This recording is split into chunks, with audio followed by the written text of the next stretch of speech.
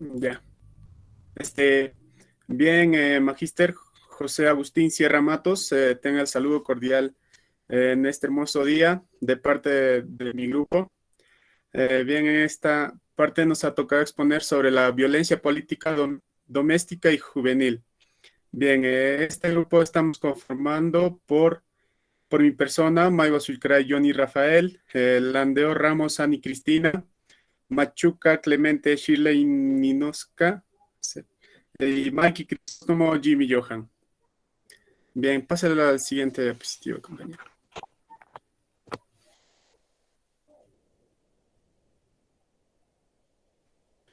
Bien, como para empezar, voy a tocar sobre la violencia. ¿En qué consiste la violencia, no? Bien, la violencia surge del latín violentia, que en este caso significa violencia, o también del vis, que es el uso de la fuerza, ¿no? Entonces, en este caso la violencia sería el acto que guarda relación con la práctica de la fuerza física o verbal sobre otra persona, originando un daño, ¿no?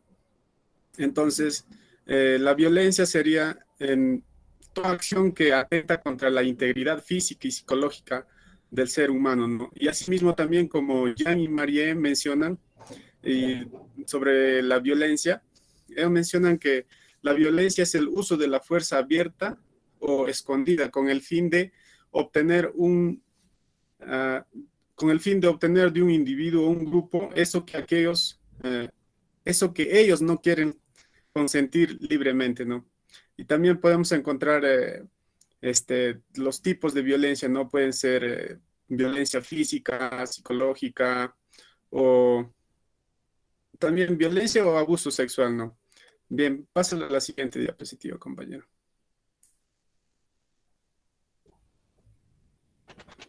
Bien, también vamos a ver sobre las manifestaciones de la violencia, ¿no? La violencia se manifiesta, pues, hay muchas formas de la manifestación de la violencia, ¿no? Pero en este caso vamos a tocar los tres puntos principales que son la violencia política, violencia juvenil y violencia doméstica, ¿no? En el transcurso de esta exposición, cada uno de mis compañeros van a tocarlo a fondo sobre esto, ¿no? En este caso, voy a tocar sobre la violencia política, ¿no? Un caso muy ejemplar de este tipo de violencia, pues, es la violencia que se está llevando en Venezuela, ¿no? La opresión de parte del gobierno, ¿no? Hacia el pueblo, ¿no? Y asimismo también es sobre la violencia juvenil, ¿no? Es un tipo de agresión de parte del que tiene más fuerza, que se podría decir, ¿no? Y pásalo a la siguiente, compañero. Bien, eh, veremos qué es la violencia política, ¿no? Bien, a través de los años o a través de la historia, la violencia política ha sido estudiada pues por teólogos, filósofos, historiadores, politólogos, sociólogos, ¿no? Sobre el papel que cumple la violencia política, ¿no? Y asimismo, pues, la violencia está definida como un, ¿no? Es un medio común usado para los pueblos, ¿no? Usado por los pueblos y gobiernos de todo el mundo, ¿no? Para lograr objetivos políticos que violentan contra el sistema con el fin de exterminarlos, ¿no? O atentar contra la política imperante, ¿no? Para cambiar el sistema según a sus ideas, ¿no? Esto está relacionado con los siguientes poderes, ¿no? Puede ser poder legislativo, pueden ser por ejecutivo y judicial de un estado, ¿no? Puedo pasarle a la siguiente, compañero.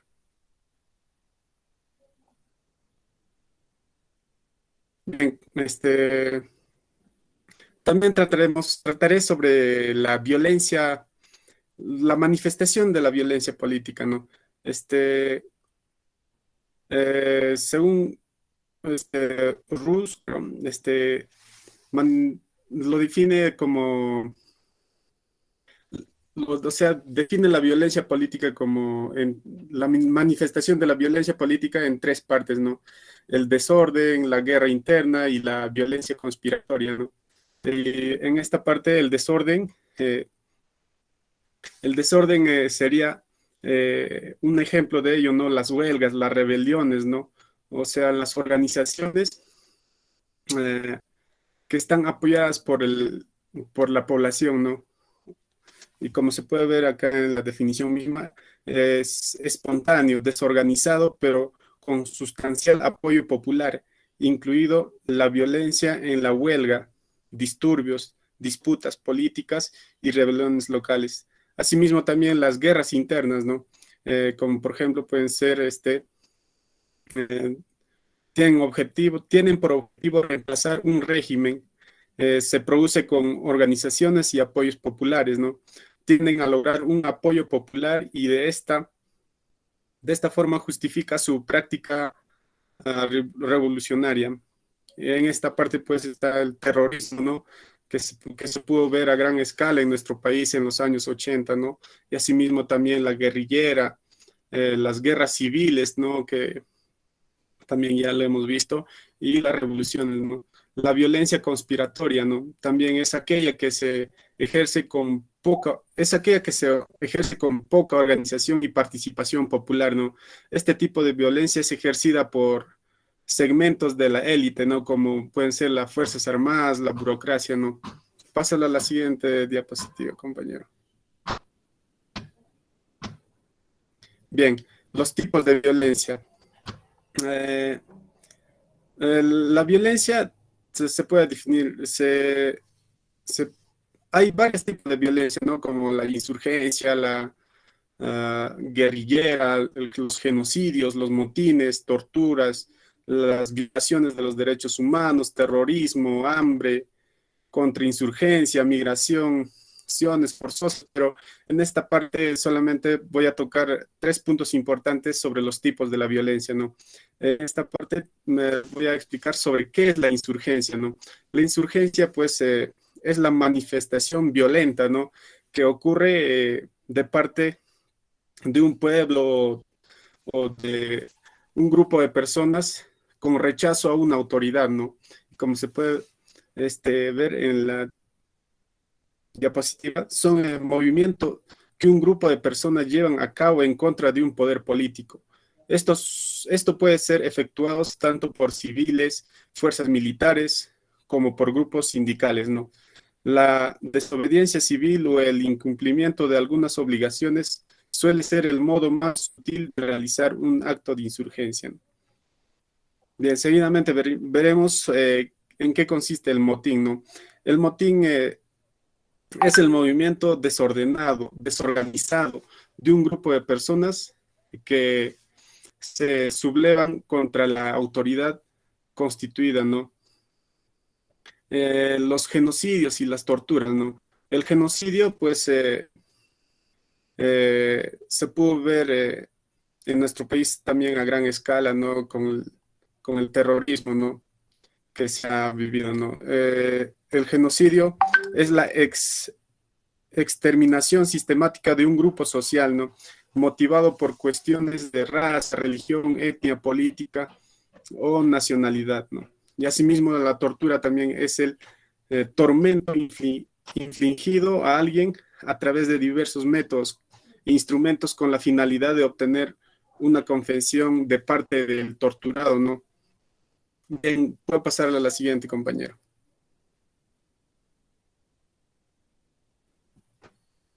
Bien, ahora veremos en qué consiste el terrorismo, ¿no?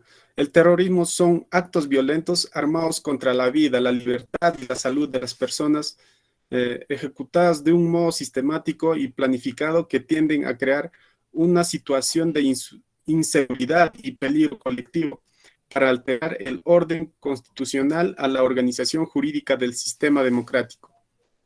Bien, como ya estuve mencionando sobre el terrorismo que se vivió en nuestro país en los años 80. Eh, el terrorismo pues nos trae temor, ¿no? Nos sucumbe, ¿no? Y asimismo el terrorismo es el uso sistemático del terror, ¿no? Utilizado por una amplia gama de organizaciones, grupos o individuos en la promoción de su objetivo, ¿no? Tanto por partidos políticos de toda la ideología, así como también eh, por racismo, colonialista, revolucionarios y gobiernos del poder, ¿no? Puedo pasar a la siguiente, compañero. Bien, eso sería de mi parte. Pasaría a mi compañera. Bueno, continuando con la exposición, tenemos a la violencia política en el Perú. La violencia política en el Perú es aquella que surge de los grupos organizados, ya sea que estén en el poder o también que no estén en el poder. ¿Lo puedes cambiar, compañero? Tenemos a dos partidos comunistas, uno que es el Sendero Luminoso. El Sendero Luminoso empieza el 17 de mayo de 1980, haciendo su aparición en la panorama de la violencia política Sendero Luminoso, donde sus objetivos de Sendero Luminoso era reemplazar de las instituciones por un régimen revolucionario campesino comunista. Y el otro que tenemos es el movimiento revolucionario Tupac Amaru, que más adelante hablaremos. Más que nada en ahí se centra el terrorismo en el Perú, donde se da en la década de los 80. Puedes pasarlo, compañero. Tenemos en el Sendero Luminoso, al que más tenemos representante es a Abimael Guzmán Reynoso, quien nació el 4 de diciembre de 1913 en Arequipa. Él fue catedrático de filosofía en la Universidad Nacional de San Cristóbal en Huamanga. Él fue más que nada atraído por el marxismo, leninismo, maoísmo. Él emprendió sus distintos viajes hacia China y Unión Soviética para poder buscar un apoyo financiero y una preparación militar. Él funda la organización Sendero Luminoso. Al fundar la organización Sendero Luminoso, él fue el líder de la organización. Bueno, en la actualidad, Abimael Guzmán ya falleció, pero sus otros miembros del alto mando de Sendero Luminoso se encuentran recluidos en la base nacional de la Marina de Guerra del Perú, en Callao, donde bueno, está en la carceleta, y en donde se lleva a cabo distintos juicios para poder seguir sus condenas en distintos años. Él fue condenado a pasar también todo el resto de su vida en la cárcel por terrorismo y homicidio. ¿Puedes cambiarlo, compañero?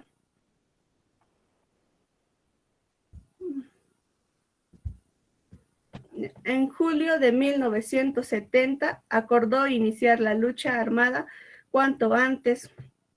En abril de 1980 se inauguró la primera escuela militar del Partido Comunista Sendero Luminoso. Cuando inició la lucha armada el 17 de mayo de 1980, Sendero Luminoso destruye los patrones de las ánforas que debían ser utilizados al día siguiente de las elecciones generales. Con ese acto de desconocimiento, bueno, toda la gente se empezaron más que nada, como era el primer acto terrorista, se empezaron a asustar. Y por eso ahí es lo que pone toda la gente donde dice fue el primer acto terrorista. En 1980, un grupo de senderistas tomaron por asalto la cárcel de la ciudad de Ayacucho, matando algunos efectivos policiales y liberando a varios senderistas detenidos. En ahí, ese asalto causó la primera reacción por parte de los policías nacionales, y el gobierno reaccionó declarando el estado en emergencia en todo el departamento de Ayacucho, donde se estaba dando todos esos actos, y otorgando el control a las Fuerzas Armadas. El atentado en Miraflores de 1992 se consistió en la explotación de un coche bomba, dejando muertos de los 200 personas que había, 25 solo fueron, 25 solo se salvaron y fueron llevados a distintos centros de salud. ¿Puedes pasarlo, compañero?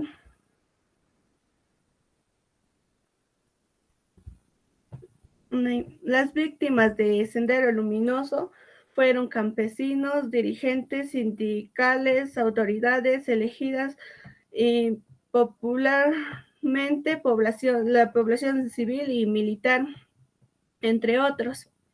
Ahí es donde en 1980 el arquitecto Fernando Belaúnde juramenta como presidente después de 12 años de dictadura militar. En ese momento es donde los que estaban en el lado de izquierda deciden participar de las elecciones y se inician en un proceso democrático donde podían donde podían expandirse, y justamente Sendero estaba convencido de que solo la guerra era la solución, y donde solo la guerra era la solución para poder frustrar esa posibilidad que quizás era de manejar o mejorar el habla del actuar en ese momento, dando la contra, no solo con los otros partidos de izquierda, sino también con el movimiento social cultural que había tenido una serie de distintas desventajas. En ese entonces es donde la guerra interna se inicia en Ayacucho, donde era uno de los departamentos más pobres en esas épocas del Perú. La gente ahí cuenta con distintos argumentos y con un dolor profundo todo lo que ha pasado. Como una madre cuenta que perdió a su padre, a su madre y a sus hermanos, y hasta el momento no les encuentra. Y otras de las causas también es el racismo exclusivo social, entre otros. Pero ¿por qué el racismo? En esa época y actualmente algunas personas llaman indios o nativos a distintas personas o humanos que viven en los campos o en distintos asentamientos. Pero esto ya no debe ocurrir, ya que ellos también son ciudadanos del Perú y deben ser considerados como peruanos y no como les consideran como que son, o sea, con distintos apodos se podría decir. Los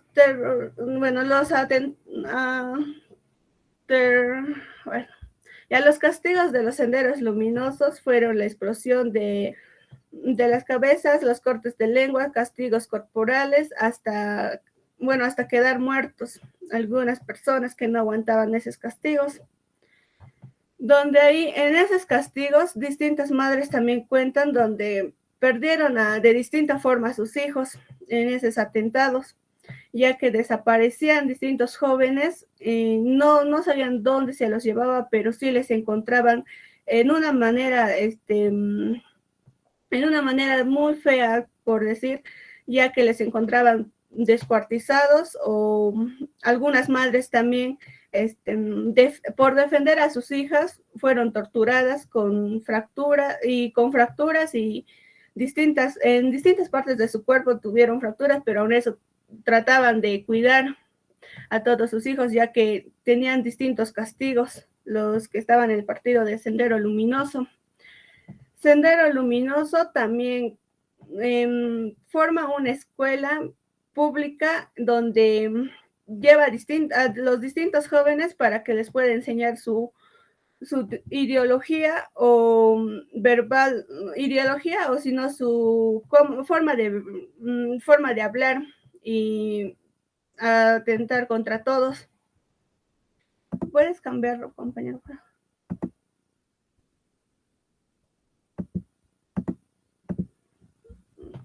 El movimiento revolucionario Tupac Amaru. El movimiento revolucionario inició el 22 de enero de 1984. Ahí es donde hace su aparición en el panorama de la violencia política el movimiento revolucionario Tupac Amaru.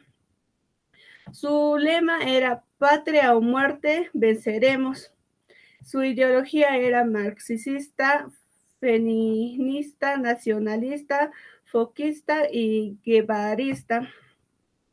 Su objetivo del movimiento revolucionario Tupac Amaru era reemplazar de las instituciones por un régimen revolucionario campesino comunista. Sus actos eran ataques policiales al puesto policial, a distintas bases militares. Sus víctimas eran policías, militares y civiles.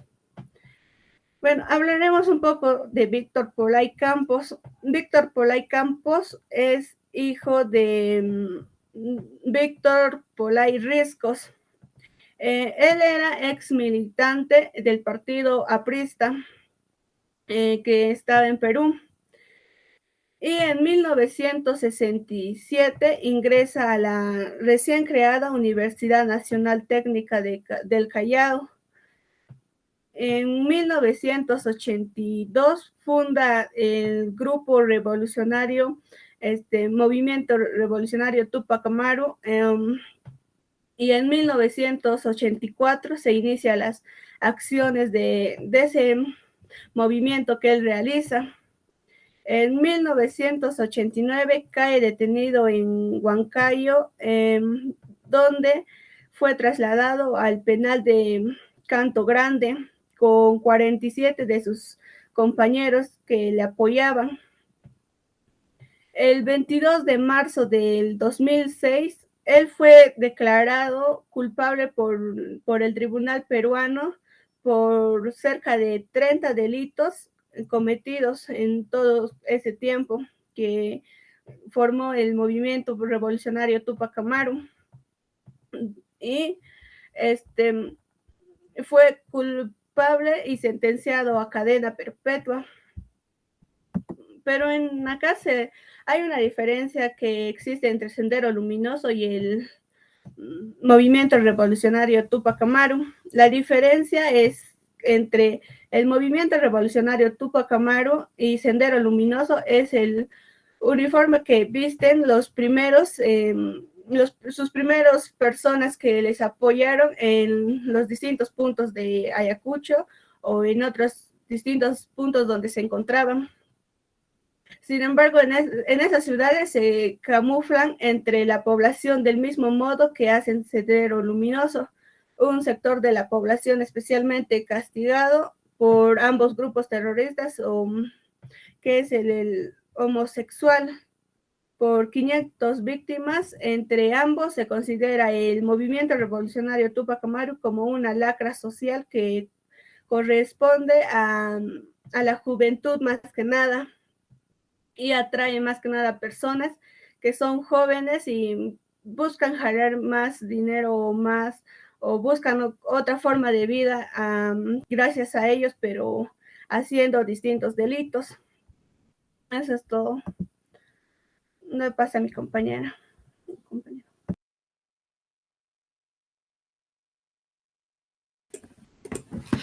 Buenos días, en esta oportunidad yo voy a explicarles sobre lo que es la violencia doméstica. ¿Qué es la violencia doméstica?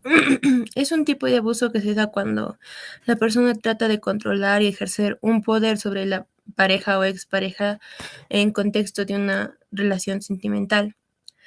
¿A quiénes afecta lo que es la violencia doméstica? Esto puede sucederle tanto a hombres como a mujeres de todas las edades y afecta a cualquier persona de todos los niveles de ingresos y educación.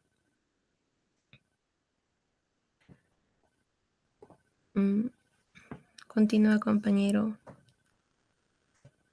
Otro más. Otro. Y a los tipos de abuso. ¿Qué es el abuso? es usar mal, excesivamente, injustamente, impropia e indebidamente algo o alguien. Los abusadores normalmente emplean una variedad de tácticas para obtener y mantener el poder y control en sus relaciones. Como puede ser lo que es el abuso físico, que puede provocar lesiones como contusiones o fracturas. El abuso físico posiblemente es la forma más reconocible del abuso. Puede ocasionar daños físicos y en algunos casos puede poner la vida de la otra persona en juego. No siempre deja cicatrices o huellas visibles. Si se tiran el pelo o le tiran un huevo a la cara, está siendo maltratada. Y normalmente no puedes minusvalorar lo que te está pasando, ya que con el paso del tiempo las cosas a veces pueden empeorar.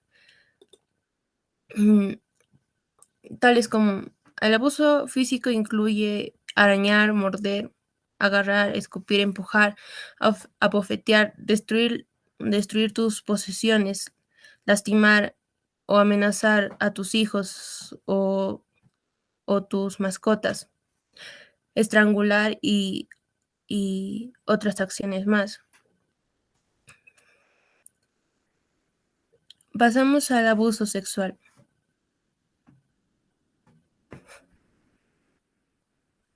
Compañero, cambia. Ahí.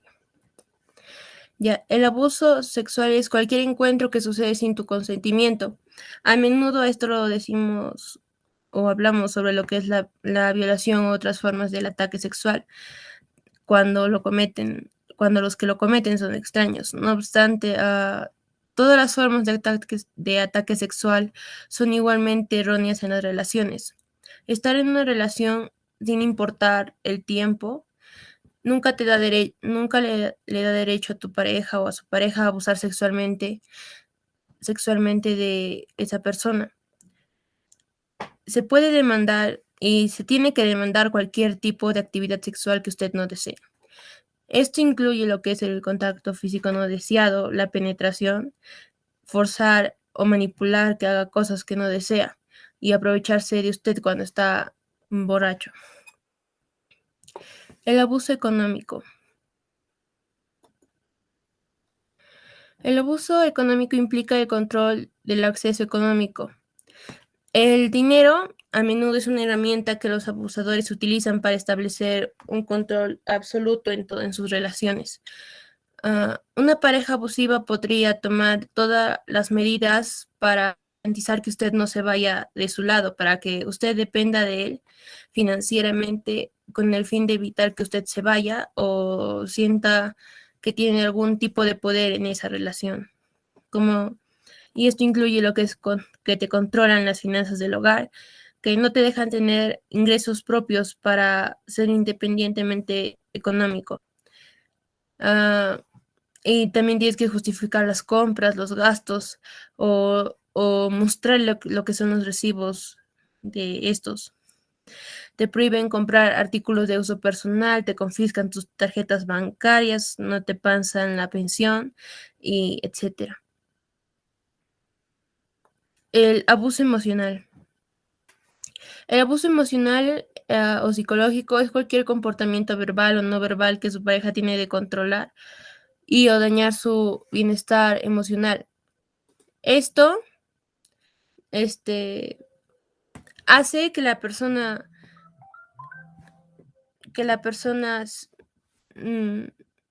se sienta inferior y deteriora a la persona psicológicamente para poder controlarla. Esto incluye lo que son los insultos, intimidación, gritarle, amenazarle, decir lo que tiene que hacer o a dónde puede ir, con qué se tiene que vestir, humillarla, evitar que haga amigos, etc.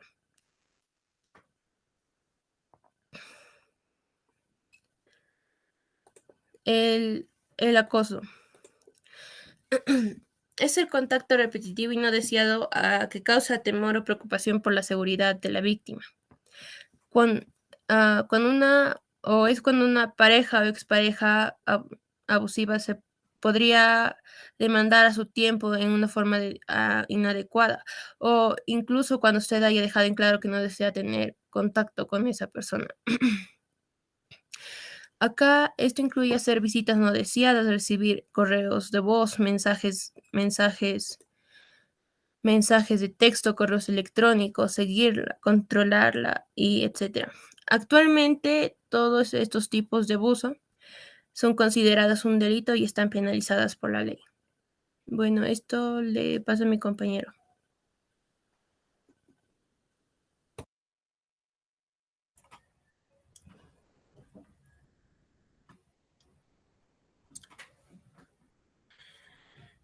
Bueno, ahora yo hablaré sobre la violencia juvenil. Y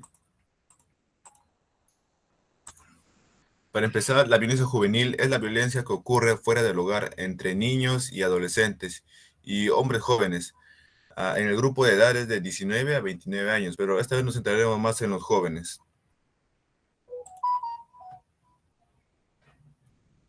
¿Y qué es la violencia juvenil? La violencia juvenil se supone que en otros tipos de violencia, incluida la violencia contra los niños y el homicidio, puede incluir intimidación y peleas físicas, como el acoso sexual y agresiones durante la adolescencia, violencia en el noviazgo, así como agresiones asidias a la violencia entre compañeros y pandillas. Ahora les hablaré de uno de los factores que influyen en que puede ser un joven violento. Nos basamos en un concepto de que la violencia juvenil es un fenómeno social complejo en la que inciden un gran número y variedad de factores que pueden propiciar su desarrollo. La presencia de algunos de esos factores no necesariamente conlleva al desarrollo de un joven violento. Es siempre la conjunción de varios factores que facilita que pueda desarrollarse un perfil violento como mayor probabilidad. Entre los más destacados se encuentran el ámbito familiar. Como se ve en la imagen, es el de mayor influencia en el desarrollo de la violencia, ya que en una de las causas de este problema es debido a que los progenitores o los padres no han marcado límite y normas necesarias desde la infancia y tampoco han aplicado consecuencias a determinadas actitudes o conductas inadecuadas, dejándoles impunes. Otro ámbito sería el ámbito escolar.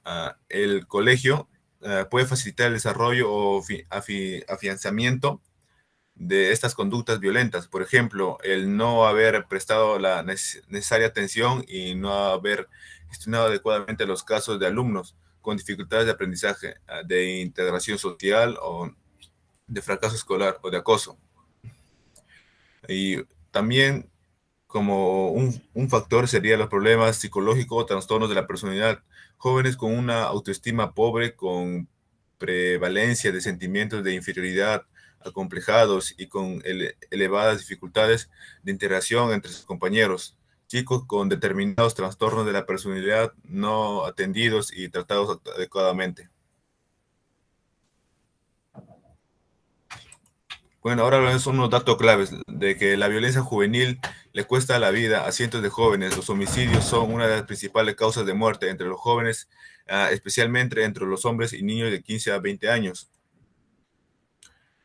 Otro sería que la violencia juvenil es prevenible. La evidencia muestra que hay varias mejores opciones para prevenir la violencia y mitigar sus consecuencias para que todos los niños y jóvenes puedan disfrutar del más alto nivel de la salud y bienestar. Otro dato clave sería que la mejora con los servicios de salud es esencial para reducir las consecuencias inmediatamente de la violencia juvenil. Cuando los servicios de la salud tienen la capacidad de responder adecuadamente, pueden ayudar a interrumpir la naturaleza de represalia o de la violencia juvenil, derivar a los jóvenes a servicios de apoyo.